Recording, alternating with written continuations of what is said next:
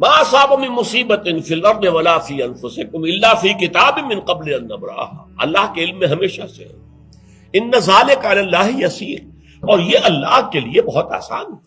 تم تصور نہیں کر سکتے علم قدیم کا کہ ہمیشہ سے ہر شے کا اللہ کے علم کے اندر وجود ہے اور تھا، رہے گا۔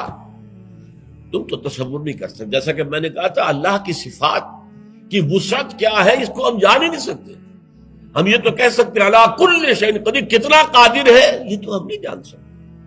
وہ ہر شے کا عالم ہے، کتنا عالم ہے، کیسے ہمارے پاس ترازو ہے جس میں سونا جو ہے وہ تولا جا سکتا ہے، چاندی تولی جا سکتی ہے، ماشے تولے، اس میں وہ ٹنوں کیسے وزن تولیں گے آپ؟ جو اللہ کی قدرت اور اللہ کے علم کا۔ تو ان ذالک علی اللہ یسیر، یہ اللہ پر آسان ہے۔ اس علم کا نتیجہ کیا نکلنا چاہیے؟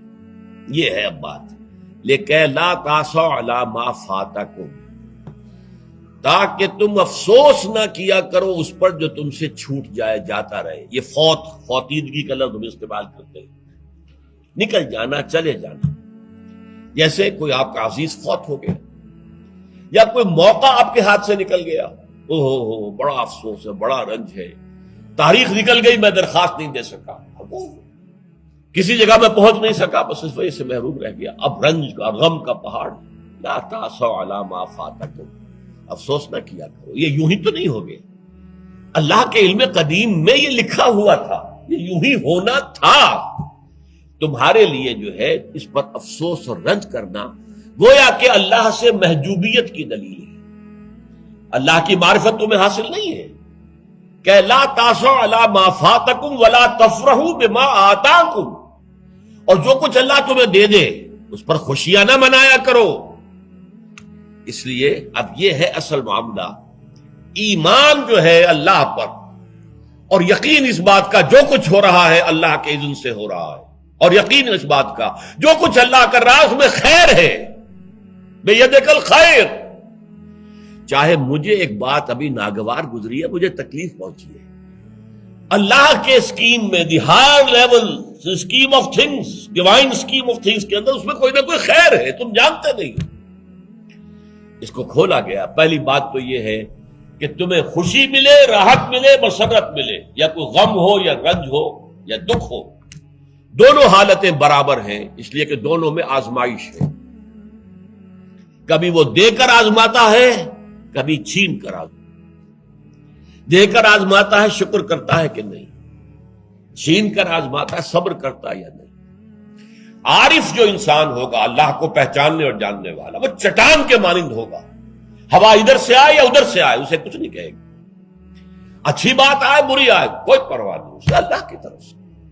ما اصاب من مصیبت فی الارض ولا فی انفسکم الا فی کتاب من قبل ان نبرأها۔ یہ مضمون ہم بڑی تفصیل سے پڑھ چکے ہیں سورہ تغابن میں، وہاں فرمایا تھا دوسرے رکوع کی پہلی آیت، ما اصاب من مصیبت الا باذن اللہ، کوئی مصیبت، کوئی تکلیف، کوئی پڑھنے والی نہیں پڑتی مگر اللہ کے اذن سے۔ ما اصاب من مصیبت الا باذن اللہ ومن یؤمن باللہ یہدی قلبہ، اور جو اللہ پر ایمان رکھتا ہو اللہ اس کے دل کو ہدایت دے دیتا ہے۔ ہدایت چٹان، کہ ادھر کی ہوا آئے یا ادھر کی آئے اس میں کوئی جنبش نہیں ہوگی۔ جتنا انسان دیکھیے، ایک ہوتا ہے فوری طور پر ایک ریفلیکس ایکشن کی حد تک متاثر ہو جانا، یہ تو ہوگا۔ آپ کا ہاتھ یہاں رکھا ہوا تھا، کسی چیز نے کاٹا، آپ کا ہاتھ فوراً جو ہے اٹھ کے آ جائے گا، اس میں آپ کے ارادے کو کوئی دخل نہیں، یہ ریفلیکس ایکشن ہے، آپ کی سوچ کو، آپ کے ارادے کو کوئی دخل نہیں۔ تو کسی خیر سے عارضی سا فوری سے مسرت ہو جانا، اور کسی تکلیف سے عارضی سی فوری سی کوئی اس کا تاثر ہو جائے، یہ خلاف ایمان نہیں۔ لیکن اگر یہ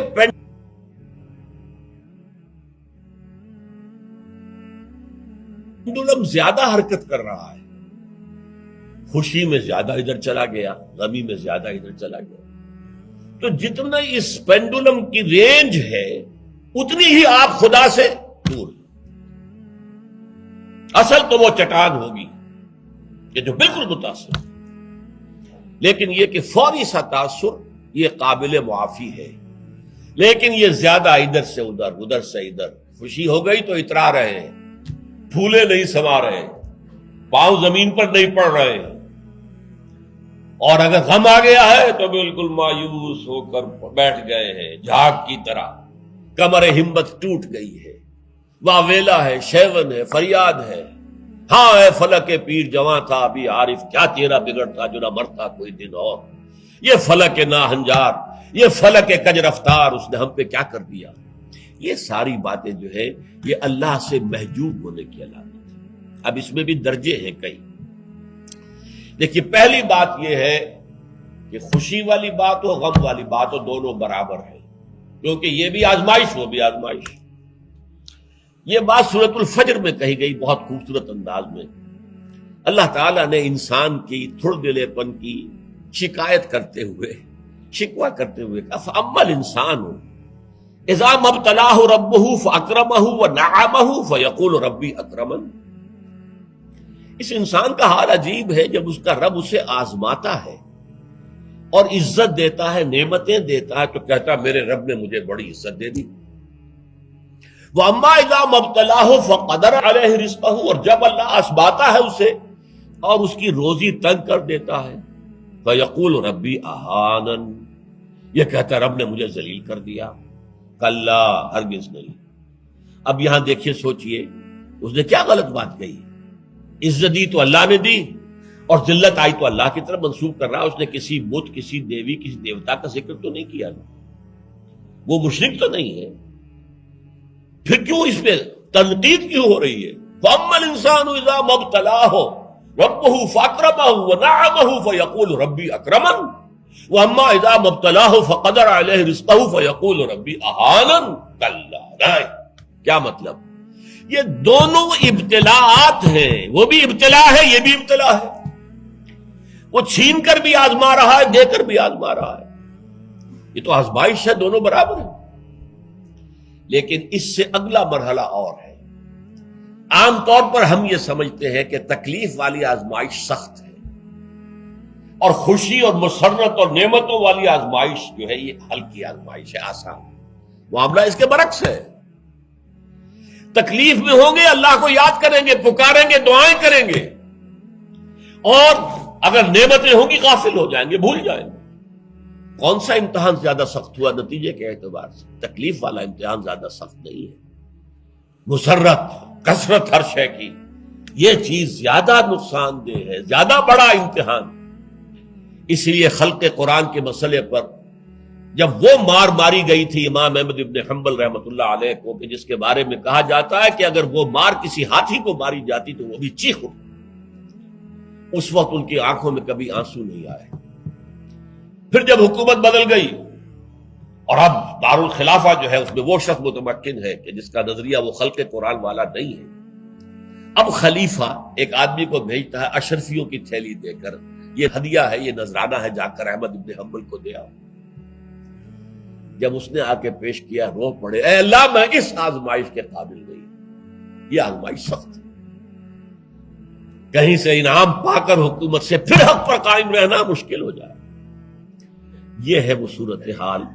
ما صاب من مصیبت فی الارض ولا فی انفسکم الا فی کتاب من قبل ان نبرأها ان ذلک علی اللہ یسیر لکہ لا تأسوا علی ما فاتکم ولا تفرحوا بما آتاکم واللہ لا یحب کل مختال فخور۔ اور اللہ تعالیٰ کو شیخی خورے، فخر کرنے والے، اکڑنے والے بالکل پسند نہیں۔ الذین یبخلون ویامرون الناس بالبخل، جو اس حجاب میں آ جاتے ہیں وہ بخل کریں گے۔ دولت ہی سب سے بڑی شے ہے، سنبھال کر رکھو، خرچ کرو گے تو ختم ہو جائے گی، دولت کی بنیاد ختم ہو جائے گی۔ اپنی تجوریوں کو بھر کر رکھو، خالی نہ کرو۔ اور جو شخص خود بخل کرتا ہے وہ دوسروں کو بھی بخل کا مشورہ دیتا ہے تاکہ اس کے اپنی بخیلی پر بھی پردہ پڑا رہے۔ بھائی کیا کر رہے ہو تم نے؟ دونوں ہاتھ کھلے چھوڑ دیے ہیں، تمہیں کوئی فکر نہیں ہے، تمہاری اولاد ہے، اس کے ضرورت تقاضے ہوں گے، تمہاری بچیاں ہیں، ان کے ہاتھ پیلے کرنے ہوں گے، کیا تم نے سوچا ہوا؟ وہ مشورہ بھی بخل کا دیں گے تاکہ ان کے اپنے بخل کے اوپر بھی پردہ پڑا رہے۔